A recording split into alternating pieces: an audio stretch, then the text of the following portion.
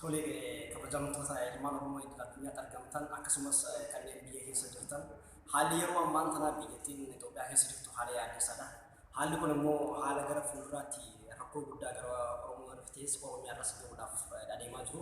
Haala kana immoo ofirraa qolachuudhaaf yeroo kamuu caalaa tokkummaan Oromoo barbaachisaadha. Tokkummaan qeerroo keenyaafis barbaachisaa waan ta'eef kara kanaaf immoo warroonni immoo deeggarsa gara ummata kana ummata kibbaa kanatti taasistan ammoo of eeggannoo guddaatu isin barbaachisa. Maaliif Oromoon yeroo kamitti caalaa amma yeroo ammaa kanatti deeggarsa kamiyyuu lola kanaaf gochuun irra hin jiraatu.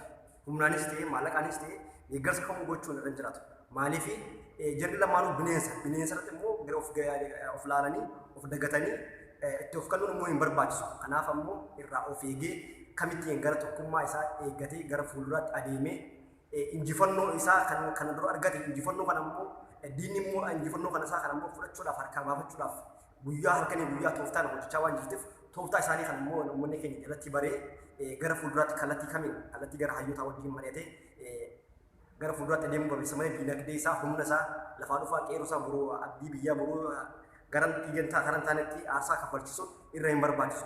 Aarsaa baroota hedduudhaaf aarsaa gurguddaa kaffalaa ture. Kanaaf immoo ammas deebinee aarsaa kaffaluu waan dura hin jiraanneef kanaaf qabsoo aarsaa hin gaafanneen qabsoon immoo kamiyyuu aarsaa lubbuu ni gaafata.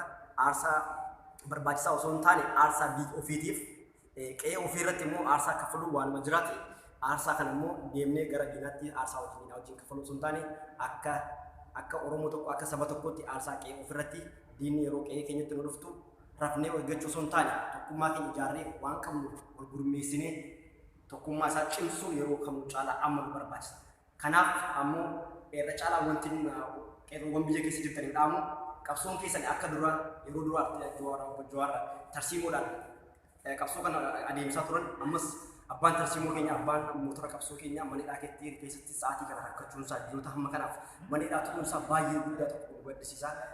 Kanaaf ammoo hoggana isaa kana akkamittiin hidhaadhaa baafatee gara fuuldura isaa waliin tarkaanfatee injifannoo isaa dhufu injifannoo haaraa galmeessuudhaaf yeroo kamuu caalaa hojii amma nu barbaachisu kana irratti immoo adeemuutu barbaachisaadha. Kanaaf galtanii hin rafinaadha.